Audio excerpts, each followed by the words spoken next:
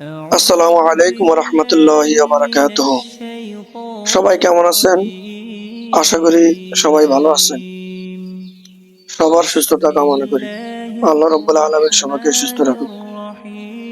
আমি আমার অন্তরে জমে থাকা কিছু কথা বলার জন্য এই ভিডিওতে আসলাম। আমি কিছু কিছু জানাজা দেখার পরে ভাবি, জানাজার নামাজটাও এটা একটা আল্লাহর রহমত। এরকম জানাজা কয়জনের ভাগ্যে জোটে? যেমন তিনবারের প্রধানমন্ত্রী, আপসীন নেত্রী, দেশনেত্রী বেগম খালেদা জিয়ার জানাজার দিকে তাকাইলে এই কথাগুলা বেশি মনে পড়ে। আল্লামা দেলোয়ার হোসেন সাঈদীর জানাজার দিকে তাকাইলে এই কথাগুলা মনে পড়ে। ওসমান শরীফ হাদির জানাজার দিকে তাকালে এই কথাগুলা মনে পড়ে। আরো কিছু কিছু আলেম ওলামাদের জানাজার দিকে তাকালে এই সমস্ত কথাগুলা মনে পড়ে। একটি জানাজার নামাজ পড়ার জন্য লক্ষ লক্ষ লোক নিজের মন থেকে উপস্থিত হয়েছে। আপসীন নেত্রী, দেশনেত্রী বেগম খালেদা জিয়ার জানাজায় লক্ষ লক্ষ লোক হয়েছে। 50 লক্ষেরও অধিক লোক হয়েছে। বেগম খালেদা জিয়ার জানাজায় লক্ষ লক্ষ লোক কেঁদেছে, লক্ষ লক্ষ লোক হাউমাউ করে কেঁদেছে, লক্ষ লক্ষ লোক দোয়া করেছে। এমন কোন আলেম ওলামা নাই যে তার জন্য দোয়া করে নাই। বেগম খালেদা জিয়ার কাঁধে বহন করেছেন বাংলাদেশের দুজন আলেম। একজন হলেন এশিয়া মহাদেশের সবচেয়ে বড় আলেম, হাজারো লাখো আলেমের ওস্তাদ, হাজার হাজার লক্ষ লক্ষ আলেমের চোখের মনি, যাকে বলা হতো সাইকুল হাদিস, আল্লামা আজিজুল হক সাহেবের ছেলে আল্লামা মামুল হক সাহেব বেগম খালেদা জিয়ার কাটিয়ে কাঁধে নিয়েছে। বর্তমান জমানার অনেক বড় মাপের একজন আলেম, যুবকদের আইকন, দেশে বিদেশে ইসলাম প্রচারকারী আলেম মাওলানা মিজানুর রহমান আজহারি, উনিও বেগম খালেদা জিয়ার খাটিয়া কাঁধে নিয়েছেন।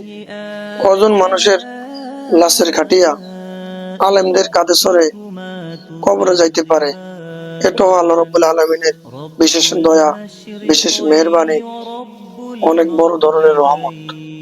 এজন্যই বলে, এরকম জীবন করো গঠন, মরিলে হাসিবে তুমি, কাঁদিবে ভুবন। আমরা এখান থেকে একটা শিক্ষা গ্রহণ করতে পারি যে এমন ভাবে জীবন যাপন করব, এরকম ভালোবাসা অর্জন করব যে আমি মরলেও যেন আমার জন্য মানুষ কাঁদে, আমার জন্য মানুষ দোয়া করে, আমার জন্য মানুষ চোখের পানি ফেলে, আল্লাহর কাছে বলে যে আল্লাহ তুমি এই মানুষটিকে ক্ষমা করে দাও। আমরাও আমাদের জীবন এইভাবে করার চেষ্টা করব। এখান থেকে আমাদের শিকার অনেক বড় একটা বিষয় রয়ে গেছে। আল্লাহ রাব্বুল আলামিন যাকে ইজ্জত দেন সেই ইজ্জত কেউ ঠেকাতে পারে না। সূরা আল ইমরানে 26 নম্বর আয়াতে আছে, অত আইজ্জু মান তাশা অত জিল্লু মান তাশা। আল্লাহ রাব্বুল আলামিন যাকে ইচ্ছে তাকে সম্মান দান করেন, আল্লাহ রাব্বুল আলামিন যাকে ইচ্ছে তাকে লাঞ্ছিত করেন, বেইজ্জতি করেন। তো এজন্যই বলি যে দুনিয়াতে এভাবে চলবো যেন আমার মৃত্যুতেও মানুষ এভাবে কাঁদে, আমার জন্য মানুষ দোয়া করে।